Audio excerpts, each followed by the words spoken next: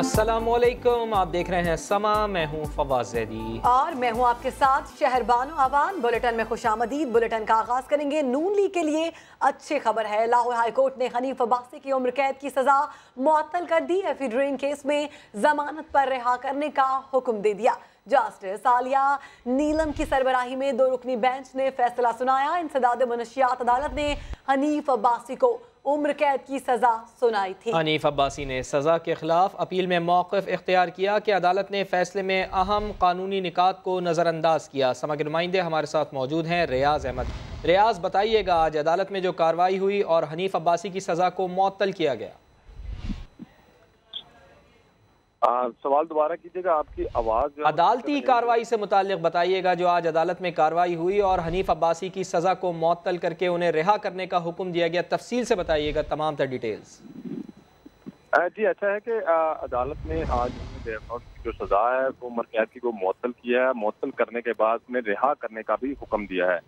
अब ये जो है जज साहब हैं वो तफसीली ऑर्डर लिखेंगे। उसके बाद जो है वो रोबकार बनेगी।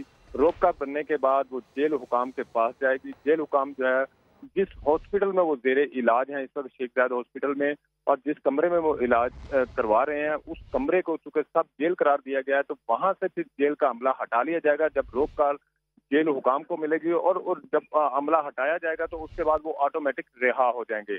अगर तो वो वहां पर ठीक हुए तो वहां से वो आप घर भी जा सकते हैं, लेकिन अगर वो वहां पर जेरे इलाज है, उनकी तबीयत ठीक नहीं है, तो फिर आजादाना तौर पर वहां पर वो अपना इलाज करवा सकेंगे। फिर वो जेल का अमला वहां पर तैनात नहीं होगा। जेल हुकाम का ये जो रोबकार होती है ये मगरिब की नमाज से पहले पहुंचना जरूरी होती है।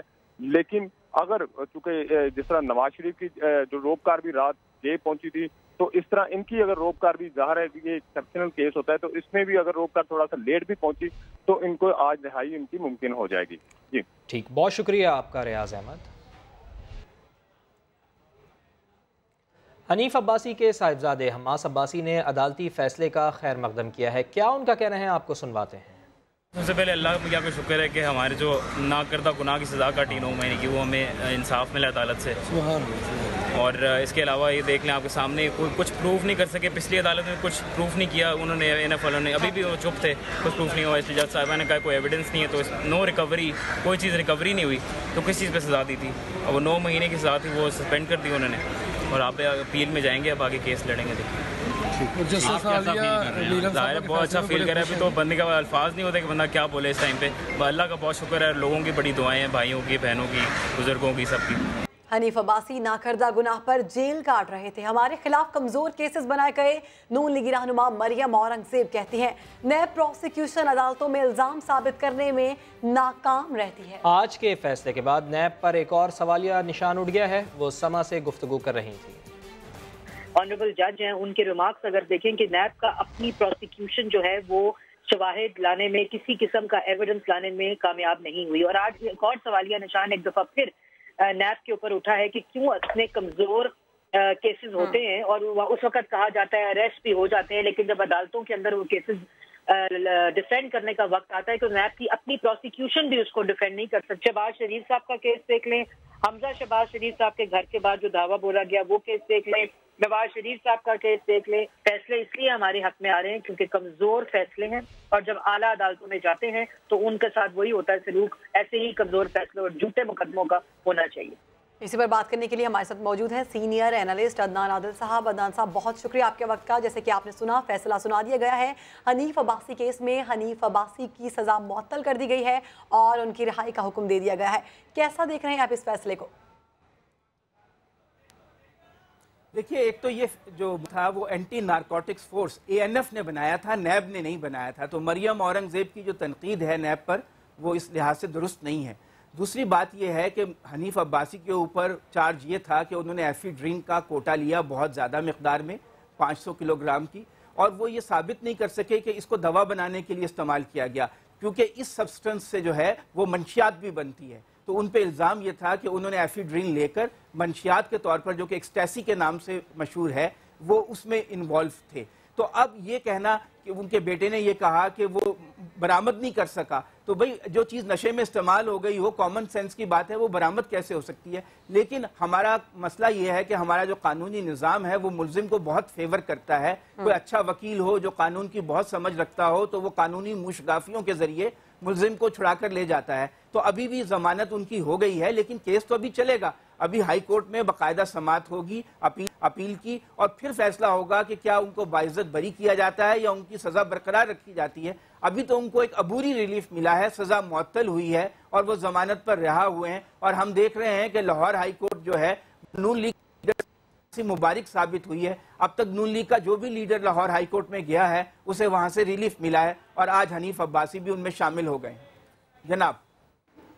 अच्छा अदनान आदिल साहब, यानी अभी आप जो इसको ज़रा और वाज़े कीजिएगा कि अभी हनीफ अब्बासी को क्या अबूरी रिलीफ ही मिला है, उनकी महज सज़ा मुअत्तल हुई है और रिहाई का हुक्म दिया गया है, केस आगे भी चलेगा? जी बिल्कुल, डेफिनेटली अभी तो केस चलेगा। अभी तो बाकायदा इसकी समाअत होगी और इसके मेरिट्स पे गुफ्तगू होगी कि जो निचली अदालत थी, इंसदादे मंशियात की अदालत ने उनको सजा सुनाई। ठीक है अदनान आदिल साहब, इसके ऊपर आपसे मजीद बात करेंगे, लेकिन एक और अहम खबर हमें अपने नाज़रीन को देनी है। वो ये है कि लाहौर हाई कोर्ट में सानह मॉडल टाउन की दूसरी दरख्वास्त की समाअत वज़ीर आला पंजाब उस्मान बुज़दार अदालत में पेश हुए हैं। बताया है कि एडवोकेट जनरल ने अपना इस्तीफ़ा दे दिया है। सानह मॉडल टाउन पर दूसरी JIT के खिलाफ दरख्वास्त की समाअत हुई है। ऐसे में वज़ीर आला पंजाब उस्मान बुज़दार लाहौर हाई कोर्ट में पेश हुए हैं। आज सुबह इस केस की समाअत हुई थी, तो उस्मान बुज़दार को 3 बजे पेश होने का हुक्म दिया गया था। एडवोकेट जनरल को तौहीन अदालत का नोटिस दिया है। जस्टिस कासिम खान की जानिब से रिमार्क सामने आए, एडवोकेट जनरल ने अपना इस्तीफ़ा दे दिया है। उस्मान बुज़दार ने ये जवाब दिया है, ये ऑर्डर 22 मार्च को हुआ और आज 11 अप्रैल है। क्या आपके नोटिस में ये बात है? जस्टिस शहजाद ने इस्तफसार किया, मेरे इल्म में नहीं है, अदालत का एहतराम करते हैं, ऐसा सोच भी नहीं सकते। वज़ीर आला पंजाब की जानिब से ये जवाब दिया गया। वो फर्स्ट ऑफिसर होते हुए अफसोसनाक वाक़या हुआ। जो ऑर्डर में लिखा है, सरबरा full bench Lahore high court में एक अहम केस की समाअत थी। प्रोसिक्यूटर को तौहीन अदालत से मुताल्लिक कोर्ट ऑर्डर वज़ीर आला को पढ़कर सुनाने की हिदायत भी की गई है। लाहौर हाई कोर्ट में सानह मॉडल टाउन की दूसरी दरख्वास्त की समाअत के मौके पर यह सब कुछ हुआ है। वज़ीर आला पंजाब उस्मान बुज़दार अदालत में पेश हुए। बताया कि एडवोकेट जनरल ने अपना इस्तीफ़ा दे दिया। सानह मॉडल टाउन पर दूसरी JIT के खिलाफ दरख्वास्त, वज़ीर आला पंजाब उस्मान बुज़दार लाहौर हाई कोर्ट में पेश हुए और प्रोसिक्यूटर ने तौहीन अदालत से मुताल्लिक ऑर्डर पढ़ कर सुनाया। एडवोकेट जनरल को तौहीन अदालत का नोटिस दिया और इस पर यह कहा गया कि यह ऑर्डर 22 मार्च को हुआ, आज 11 अप्रैल है। क्या आपके नोटिस में ये बात है? जस्टिस शहजाद ने कहा, मेरे इल्म में नहीं, अदालत का एहतराम करते हैं, ऐसा सोच भी नहीं सकते। जी हाँ, अदनान आदिल साहब भी हमारे साथ मौजूद हैं, उन्हीं से बात कर लेते हैं इसी केस के ऊपर। अदनान आदिल साहब, आपने देखा कि वज़ीर आला पंजाब उस्मान बुज़दार अदालत में पेश हुए हैं और उन्होंने ये बताया है कि एडवोकेट जनरल ने उनको अपना इस्तीफ़ा दे दिया है, यानी अब वो केस को कंटिन्यू नहीं करेंगे, किसी और को वकील रखा जाएगा। जी, अहमद अवैस जो हैं वो तहरीक इंसाफ से बहुत अरसे से वाबस्ता रहे हैं और बड़े मायानाज वकील समझे जाते हैं। एडवोकेट जनरल पंजाब भी थे।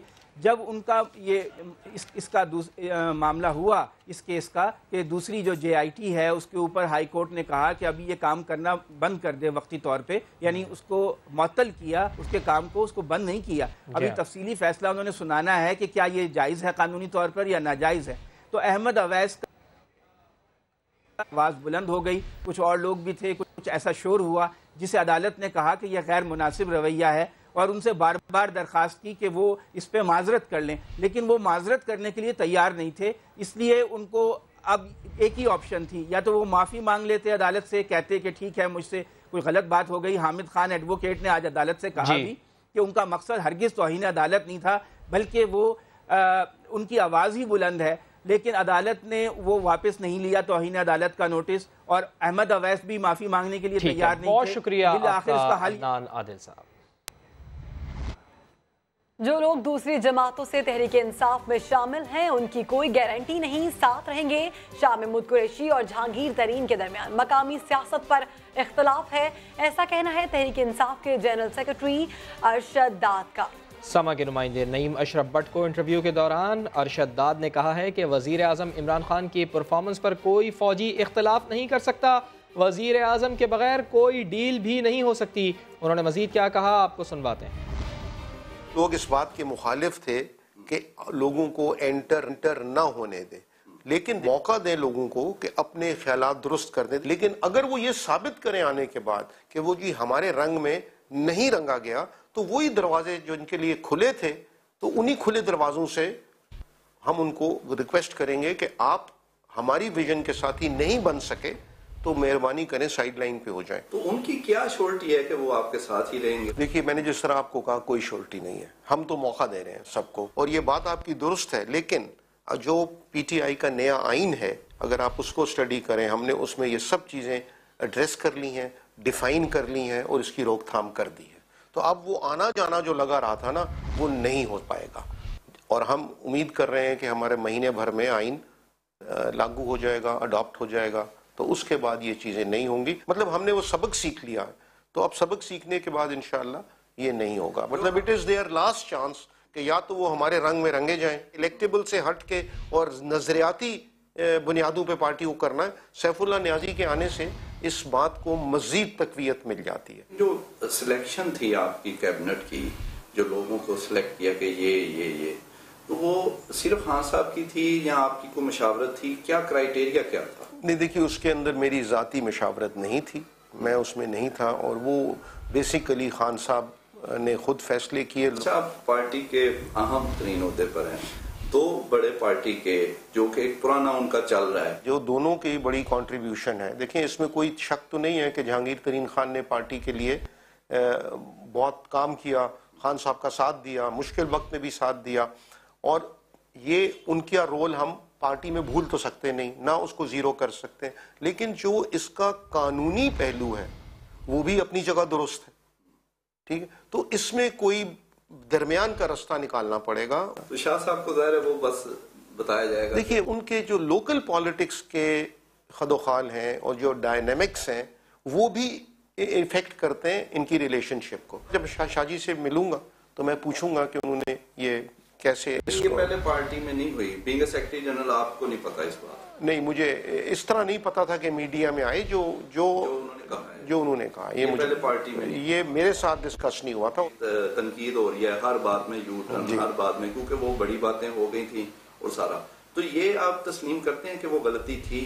جی ہاں، میں سمجھتا ہوں کہ جتنی عوام کی ہم نے توقعات ہم نے بات کی تھی، اور وہ ہمیں کیونکہ مکمل ڈیٹا میسر نہیں تھا، تو غالباً اگر وہ میسر ہوتا تو ہم وہاں تک عوام کی توقعات کو شاید نہ لے جاتے. معاملہ طے ہو رہے ہیں، ڈیل ہو رہی ہے، اور وہ ریلیف بھی انہیں مل رہا ہے، ہم دیکھ بھی رہے ہیں. کیونکہ جو گورنمنٹ کے بغیر یہ ہوتا رہا ہے، ہم نے دیکھا ہے، اور اب بھی ایسے ہی ہے. I am very clear on this کہ دیکھیں، حکومت کے بغیر، پرائم منسٹر کے بغیر نہ کوئی ڈیل ہو سکتی ہے، نہ ہوگی. کیا خان صاحب کا جو ایک اچھا سول ملٹری اس وقت حکومت کا چل رہا ہے، یہ ایسے ہی چلے گا یا اس نوبت پہ معاملات آ جائیں گے کہ خرابی بھی ہو سکتی ہے؟ خان صاحب کی جو ویلیو سسٹم ہے، اور جو خاص کر ان کا کرپشن کے خلاف ہے، کوئی بھی فوجی، کوئی بھی آرمی چیف، کوئی بھی ایئر فورس کا چیف اس چیز کو سراہے گا، اور اس کی وجہ سے ہمیشہ سول اور ملٹری ڈیفنس فورسز ایک پیج پہ رہیں گی، کیونکہ اس کے اوپر. ہاں، لیکن دیکھیں باقی نہیں باقی سن لیں، بڑی کلیئر ہے. جس طرح میں نے مثال دی آپ کو، جب تک پولیٹیکل لیڈرشپ اپنی پرفارمنس سے یہ ثابت نہیں کرے گی کہ دے آر ڈیلیورنگ، آپ ویکیوم کریٹ کرتے ہیں. آپ کو لگتا ہے کہ ایسے آپ مدت پوری کریں گے؟ انشاءاللہ مدت پوری کریں گے. ناٹ اونلی دیٹ، ہم تو 5 سال آگے دیکھ رہے ہیں. ارشد داد نے جو انکشافات کیے ہیں، اسی پر بات کرتے ہیں. ہمارا پینل ہمارے ساتھ موجود ہے. سینئر اینکر پرسن علی حیدر ہمارے ساتھ دیں گے، امبر شمسی ہمارے ساتھ ہیں، سینئر تجزیہ کار عدنان عادل صاحب بھی گفتگو کا حصہ ہوں گے. امبر شمسی صاحبہ، ارشد داد نے تو واضح طور پر کہہ دیا ہے کہ عمران خان کی پرفارمنس پر کوئی فوجی اختلاف نہیں کر سکتا، اور وزیر اعظم کے بغیر کوئی بھی ڈیل ممکن نہیں ہو سکتی. نون لیگ ہمیشہ سے یہ کہتی رہی ہے کہ وزیر اعظم کے ہاتھ میں کچھ بھی نہیں ہے، وہ ایک ڈمی وزیر اعظم ہے، لیکن ارشد داد نے اس تاثر کو بالکل سختی سے رد کر دیا ہے. سوال مجھ سے کیا کر رہے ہیں آپ؟ میں سوال آپ سے یہ کہہ رہا ہوں کہ وہ یہ کہنا کیا چاہ رہے ہیں، وزیر اعظم عمران خان کی پرفارمنس پر کوئی فوجی اختلاف نہیں کر سکتا، یہ میرا سوال ہے. اس کا کیا جواب ہے آپ کے پاس؟ اس کا جواب ہم نے تو یہ دیکھا ہے کہ تقریباً جو 8 ماہ گزرے ہیں، یہ بار بار اس میں یہ درست بھی ہے کہ اس وقت جو عسکری قیادت ہے اور جو سویلین قیادت ہے وہ ایک پیج پہ ہے، بہت اچھی بات ہے اور اس میں کوئی شک نہیں ہو سکتا. یہ خاص طور پہ ہم نے یہ جو ایک پارٹنرشپ شراکت داری جو ہم نے دیکھی ہے وہ جب انڈیا نے حملہ کیا تھا اس کے حوالے سے بھی دیکھی ہے. لیکن دوسری جانب میں یہ بھی کہنا چاہوں گی کہ ماضی پر بات کریں گے. ہمیں جوائن کیا ہے سینئر اینالسٹ علی حیدر صاحب نے. علی حیدر، ارشد داد نے کہہ دیا ہے جو لوگ دوسری جماعت سے پارٹی میں شامل ہو رہے ہیں ان کی کوئی گارنٹی نہیں، لہٰذا انہوں نے ڈھکے چھپے الفاظ میں کہہ دیا کہ اپنوں پر اعتماد رکھیں. دیکھیں شہروانوں، ارشد داد ایک بڑا ہی چھپا ہوا نام تھے تحریک انصاف کا. جب ان کو جنرل سیکرٹری بنایا گیا تب ایکسپیرینس کو معلوم بھی نہیں تھا کہ یہ صاحب کون ہے، کہاں سے آئے ہیں، اور جہانگیر ترین اتنا بڑا اسٹیچر رکھتے تھے. اس کے بعد اس کی ریپلیسمنٹ میں ان کو لایا گیا، لیکن یہ پائنیئرز میں سے ہے پاکستان تحریک انصاف کے. ان کی بات کو ہم اس طرح سے اس وجہ سے لائٹ نہیں لے سکتے بیکاز میرا یہ خیال ہے کہ اگر ارشد داد بات کر رہے ہیں تو عمران خان کی سوچ کو کافی حد تک وہ ریفلیکٹ بھی کر رہے ہیں. عمران خان بھی شاید کچھ اس طرح کی سوچ ہی رکھتے ہیں، اور پھر اچانک سے ان کا آ کے اس طرح کا بیان دینا یہ پاکستان تحریک انصاف میں جو گروپنگ ہے اس کو بڑی حد تک تقویت بخش رہا ہے، اس کو بڑی حد تک یہ جو ہے وہ اسٹرینگتھن کر رہا ہے اس نظریے کو کہ پاکستان تحریک انصاف واضح طور پہ تو اس کو ہمیں بٹی ہوئی نظر آتی ہے. ہاں، جو انہوں نے ایک بڑی امپورٹنٹ بات کی ہے کہ وزیر اعظم ہولڈ دی کی ٹو اسٹرائک اے ڈیل، تو وہ ایک بڑی امپورٹنٹ چیز ہے. اس سے میں سمجھتا ہوں کہ ان سے مزید سوال ہو سکتا ہے کیونکہ ہم نے تو یہ دیکھا ہے کہ جس کسی کے بھی مقدمات چل رہے ہیں وہ عدالت میں چل رہے ہیں، کوئی بھی اس پوزیشن میں نہیں ہے کہ وہ عدالتی پروسیس کے اندر داخل ہو کے اور اس میں دخل دے کے پھر کسی قسم کی ڈیل کروا سکے. لیکن اگر وزیر اعظم صاحب کے پاس جس طرح سے ارشد داد صاحب کہہ رہے ہیں اس سوائے ان کے کوئی اور ڈیل نہیں کر سکتا، تو یہ پوچھنا پڑے گا کہ وزیر اعظم صاحب کے پاس کس کیپیسٹی میں، کس آئینی کیپیسٹی میں یہ اختیار ہے کہ وہ کسی بھی ملزم کے ساتھ یا مجرم کے ساتھ کسی بھی قسم کی ڈیل کر لیں. اگلی بات بڑی امپورٹنٹ ہے شہربانوں کہ ارشد داد کا یہ کہنا اگر عمران خان کی سوچ کو ریفلیکٹ کرتا ہے تو اس کا مطلب یہ بھی ہے کہ عمران خان بھی ہمیں پرائم منسٹر صاحب اور چیئرمین پاکستان تحریک انصاف وہ بھی کسی ایک گروپ کی سائڈ پہ کھڑے ہوئے نظر آتے ہیں. یہ میرے لیے بڑا امپورٹنٹ چیز ہے جو میں دیکھ رہا ہوں ارشد داد کی سوچ. جی ٹھیک ہے. اچھا عدنان عادل صاحب، عوامی توقعات کی بھی ارشد داد صاحب نے بات کی. انہوں نے کہا کہ انتخابات میں عوام کی توقعات بہت زیادہ بڑھا دیں اور عوام کی توقعات حقائق کے بالکل برعکس تھیں. پاکستان تحریک انصاف کے حوالے سے جو ہم نے دیکھا ہے ماضی میں کہ اس میں کوئی شک نہیں کہ عوامی سطح پر بہت ان کو پذیرائی ملی، لیکن حقائق کے برعکس تھیں. وہ کہنا کیا چاہ رہے ہیں ارشد داد صاحب؟ وہ بالکل اپنی ناکامی کا اعتراف کر رہے ہیں کیونکہ مینار پاکستان کی اب جو الیکشن سے پہلے تقریر تھی عمران خان کی وہ نکال لیجئے. انہوں نے 11-12 پوائنٹس دیے تھے، وہ کوئی بھی ایک پوائنٹ جو انہوں نے کہا تھا میں پہلے 100 دنوں میں کام کروں گا وہ ایک بھی کام نہیں کر سکے.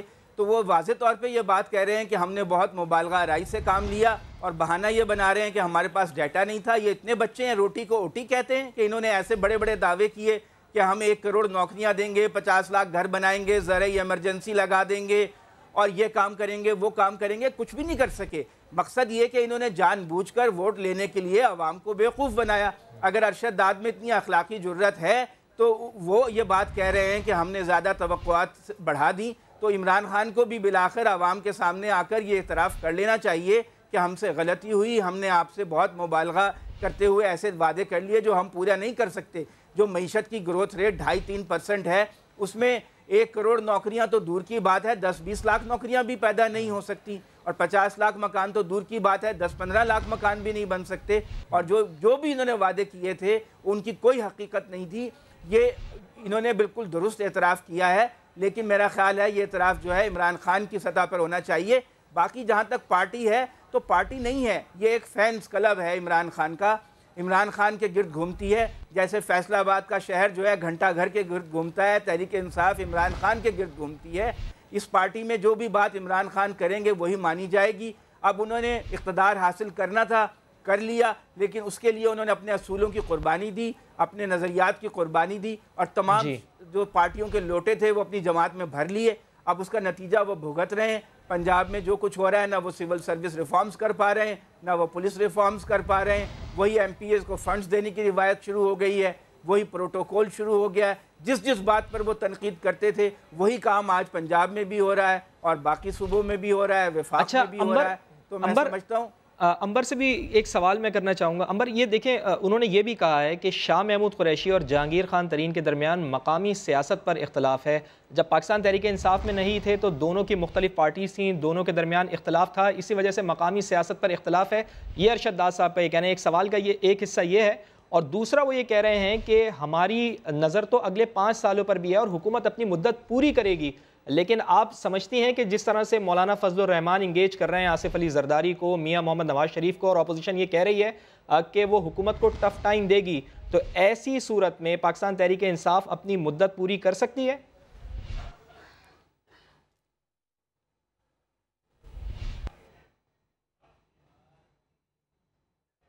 अली हैदर, आप इस सवाल का जवाब देना है। जी मुझे जरा सवाल अगर आप दोहरा दें सवाल।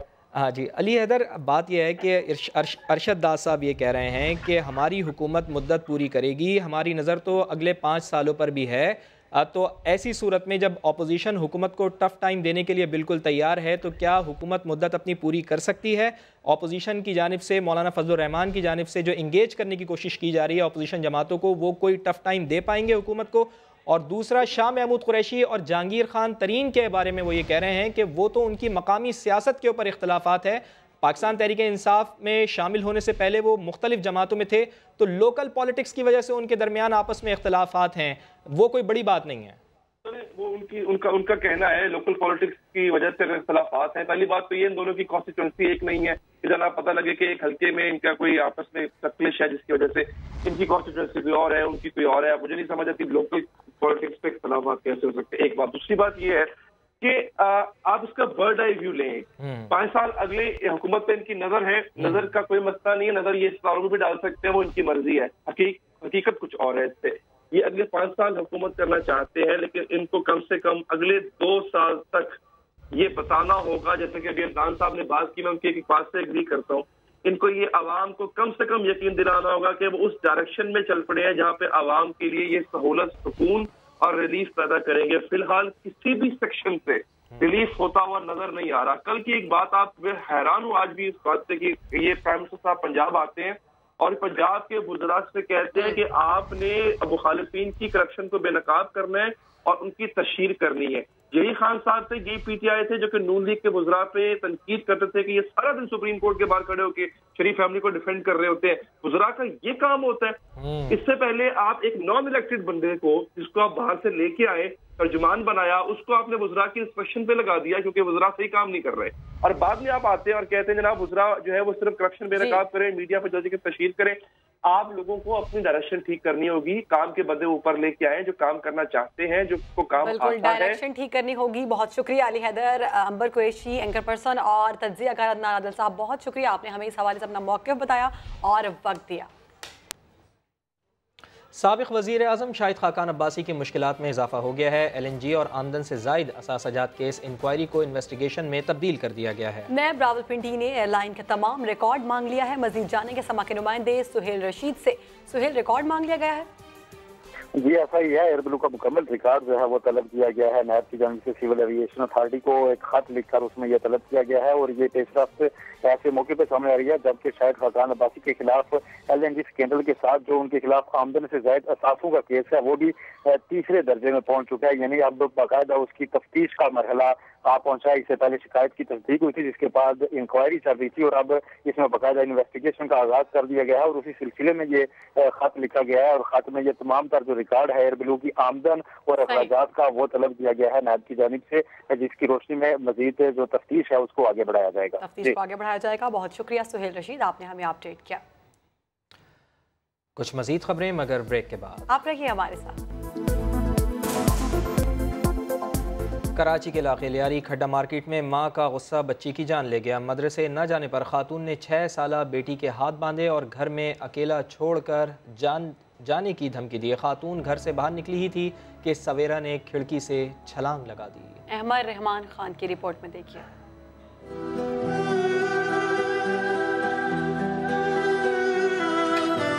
कराची की 6 साला सवेरा वालदैन की जिंदगी अंधेर कर गई। लियारी खड्डा मार्केट की रिहायशी माँ ने अपनी 6 साला बेटी को ऐसी सजा दी कि सारी जिंदगी के लिए सजा बन गई। मदरसे ना जाने पर माँ ने गुस्से में आकर सवेरा के हाथ बांधे और घर में अकेले छोड़कर चली गई। खातून घर से बाहर ही निकली थी कि सवेरा छठी मंजिल से गिरकर जाँ भाग हो गई।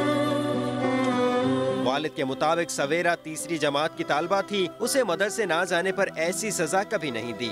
ये सबक पढ़ने नहीं जा रही थी, उसको डराने के लिए कि तू क्यों नहीं पढ़ने जाती है। उसकी वालिदा जरा सा कमरे से बाहर आ गई, ये समझिए मेरे को छोड़ के जा रही है अपनी अम्मी के घर। ये खिड़की में झांक कर देख रही थी नीचे कि ये मेरे को छोड़ के चली गई, ये वहीं से गिर गई नीचे। ट्यूशन उस्तानी कहती है छुट्टी करने पर मदरसे की बाजी ने उसे मारा, डांटा और जलती मोमबत्ती के गरम मोम से भी जलाया। सवेरा ने कहा कि बाजी ने ना मैंने छुट्टी करी ना तो मुझे मोमबत्ती के वो जो टिपके ना मेरे हाथ पे गिराएंगे वो। लेडी एमएलओ ने सवेरा के सर पर लगने वाली चोट को मौत की वजह करार दिया। कैमरामैन मोहम्मद कामरान और फरहान यूसुफ के साथ अहमद रहमान खान, समा, कराची। मां ने डराने के लिए बच्ची के दोनों हाथों को डोरी से बांधकर कमरे में बिठाया। बच्ची बाहर निकलने की कोशिश में खिड़की से गिर गई। ये मां की गफलत है। पुलिस ने वाकया कत्ले खता करार देकर मां के खिलाफ मुकदमा दर्ज कर लिया। इसी खबर की तफसील जान लेते हैं। समग्र नुमाइंदे सऊद बिन मुर्तज़ा हमारे साथ मौजूद हैं। सऊद बिन मुर्तज़ा, सरकार की मुद्दत में ये मुकदमा दर्ज किया गया है क्या? जी बिल्कुल, देखिए इस वाक़े का मुकदमा सरकार की मुद्दत में दर्ज कर लिया गया है। पुलिस ने मुकदमा नंबर 19/2019 से जो है कत्ल खता की दफ़ा के तहत दर्ज किया है। SSP सिटी का कहना है कि मुकदमे में इस वाक़े से मुतल्लिक दर्ज किया गया है कि माँ को देखने के लिए बच्ची जब खिड़की में आई तो उसके हाथ बंधे हुए थे और इस वजह से नीचे गिर गई, जिससे इसकी मौत वाक़ हो गई। अब इस हवाले से तफ्तीश की जाएगी और वालिदैन या जो माँ है उससे मुतालिक भी तफ्तीश की जाएगी, क्योंकि अभी इसकी माँ और जो बच्चे हैं एनिशाइज वो बयान देने की इस कंडीशन में नहीं है, लेकिन इस हवाले से मजीद तहकीकात की जा रही हैं और जो इसकी मदरसे की बाजी के हवाले से चीज़ें सामने आई उस पर भी तफ्तीश की जाएगी और तफ्तीश में अगर ज़रूरत पड़ी तो दफात भी शामिल की बढ़ा दी जाएंगी और गिरफ्तारियाँ भी अमल में लाई जाएंगी। जी बहुत शुक्रिया आपका सऊद बिन मुर्तज़ा। अभी वक्त तो एक ब्रेक का, हमारे साथ रहिए।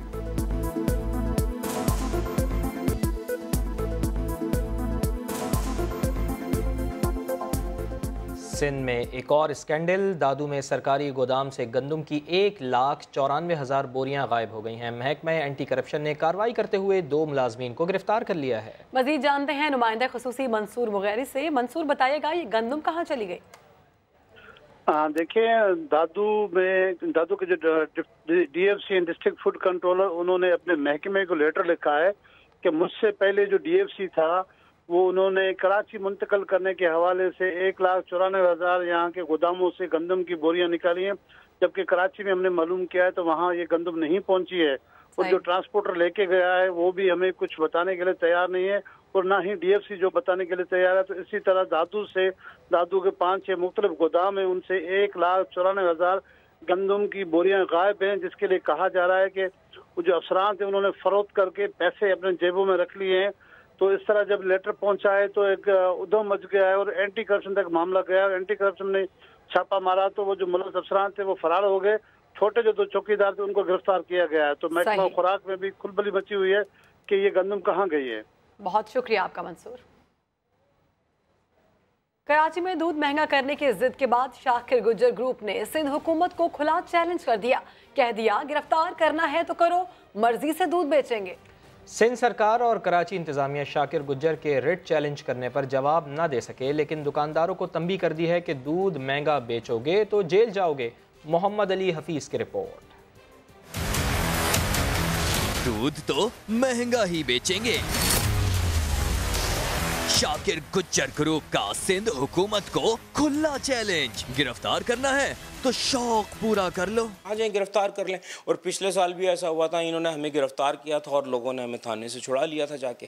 तो ये अपना शौक पूरा करें। लेकिन शाकिर गुज्जर की अकड़ है किस बात की? क्या सिंध सरकार शाकिर गुज्जर से निपटेगी? सूबाई वजीर तो जवाब गोल मोल कर गए। शाकिर गुज्जर वो आपकी रिट को चैलेंज कर रहा है, सरकार की रिट को चैलेंज कर रहा है, खुद जो है वो इजाफे का ऐलान कर रहा है। उसके खिलाफ क्या हमने कार्रवाई की और क्या कार्रवाई होगी? देखें, कमेटी बनी हुई है, जिस कमेटी को कमिश्नर साहब हेड करते हैं, उसमें डिप्टी कमिश्नर्स भी हैं और उसमें डेयरी फार्मर्स भी हैं उसमें होलसेलर्स भी हैं और रिटेलर्स भी हैं। शाकिर गुज्जर तो इजलास में भी ना आए। कमेटी में गुज्जर को बुलवाया था आपने, शाकिर गुज्जर से दूध पे कीमत सबको जी, हमने तमाम स्टेक होल्डर सबको हमने बुलाया था और जो स्टेक होल्डर्स हमारे साथ इसमें ताउन कर रहे हैं और जो हुकूमत की रेट को चैलेंज करेंगे उनके खिलाफ कार्रवाई होगी। शाकिर गुज्जर के खिलाफ साईं सरकार क्या करेगी ये तो देखा जाएगा, लेकिन दुकानदार अपनी खैर मनाएं क्योंकि 44 दुकानदारों पर 2 लाख रुपए से ज्यादा जुर्माना हो चुका है।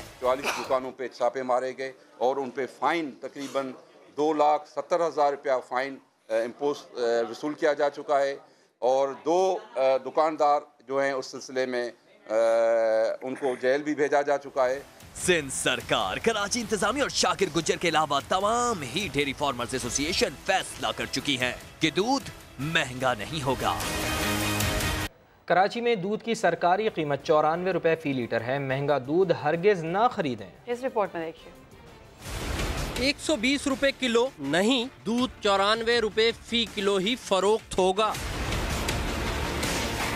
कराची में दूध महंगा करने के लिए माफिया सरतोड़ कोशिशें कर रहा है। शाकिर गुज्जर ग्रुप जो दूध 120 रुपए फी किलो बेचना चाहता है, दूसरा ग्रुप हाजी अख्तर जो सरकारी कीमत पर ही फरोख्त कर रहा है। हाजी अख्तर जिस एसोसिएशन की नुमाइंदगी के दावेदार हैं वो मेरे वालिद मरहूम ने उसकी बुनियाद रखी थी। उसमें ये 96 में काबिज हुए थे और आज तक काबिज हैं। चंद लोगों ने ऐलान किया, उस ऐलान की कोई अहमियत नहीं थी क्योंकि उसमें कोई एसोसिएशन शामिल नहीं थी। उन्होंने खुद अपने तक ये ऐलान कर दिया, वो ऐलान चला नहीं, ना उसको डेयरी फार्मर ने कबूल किया, ना उन्हें मिडल मैन ने कबूल किया, ना रिटेलर ने कबूल किया। लेकिन शहर में ये दोनों ग्रुप कितने कितने रकबे पर राज कर रहे हैं। कराची की 29 कैटल कॉलोनीज हैं। भैंस colony, super highway, Malir, Landhi, Millat colony, Mawach Goth, Surjani, Bilal colony में 8 लाख से जायद भैंसे हैं जो यौमिया 45 लाख लीटर दूध फराहम करती हैं। दोनों एसोसिएशन शहर के 50-50% हिस्से पर दूध सप्लाई करती हैं। न्यूज़ स्टूडियो से फिल वक्त इतना ही। एक ब्रेक के बाद हाजिर होंगे हेडलाइंस के साथ। आप देखते रहिए समा।